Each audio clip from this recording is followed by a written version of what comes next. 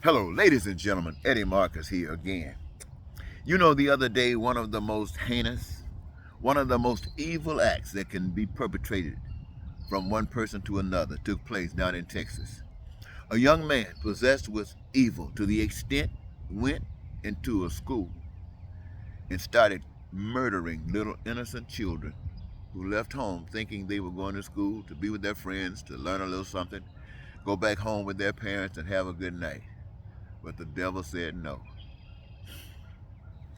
And that is on everybody's mind today. I know millions of you who got kids in school just like that and was so thankful that it didn't happen at your kid's school.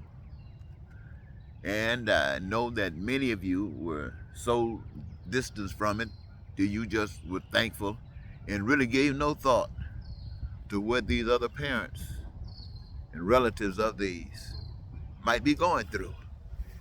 That represents a disconnect that we have as people. And so, as spokesman and advocate of basic human rights, I'd like to focus a little bit on that, if I may. And so, to keep it kind of short, so I don't bore you and you get a chance to listen to the entire message, I'd like to split it up into two parts, part one and part two. And what I'd say, ladies and gentlemen, is this: that guns, they may represent aggression. And we look at aggression in most instances as evil, just by aggressiveness, or blessings, which we would consider, or as I do, righteousness. To eliminate guns, there would be no aggression or evil. So what I'm saying, my friends, it is time to retire these guns.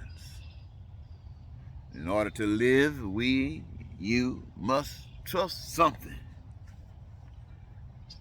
And that basically means that we must, as citizens, as brothers and sisters, we must provide to one another that which others kill for.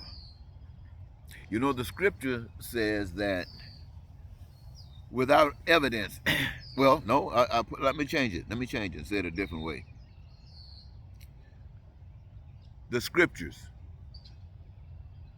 without evidence, is like Trump's election win of 2020, without evidence.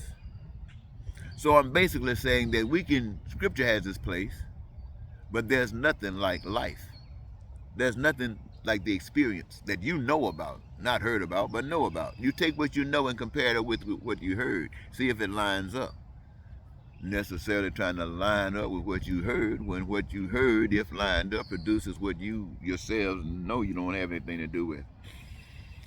As slaves, just remember, there are things that we have to focus on if we are thinking.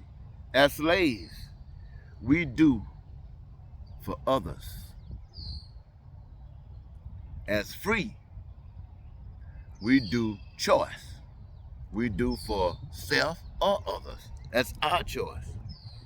And I want to say that blacks' fight isn't with the white man. The white man might be fighting with blacks, but blacks' fight is not with the white man.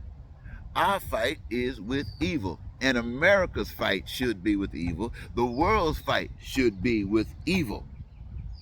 For when you can defend, and if you want to defend any man, woman, nation, then defeat evil.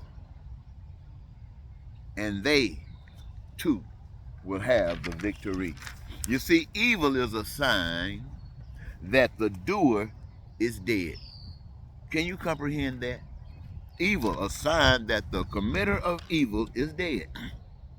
It means that there is no positive outcome except the obvious, absent life. You see, this murderous young man down in Texas that went down and took these lives, gave evil a body, a hand, and a gun, took his relative's life, and then went to the school, and the innocence was murdered right there. And what was that for? What was that for, ladies and gentlemen? Many of you might ask, what was that for? I will tell you what you probably won't ever come up with, and it is an affront to righteousness, something that evil seeks to destroy. Guns were made to kill, to destroy. They are only made to defend at the point of aggression. No aggression, no guns. However, guns are major tools of aggression. Guns are major tools of evil. I think I'll stop there, ladies and gentlemen, with part one, and I invite you to follow up with part two. Thank you so very much.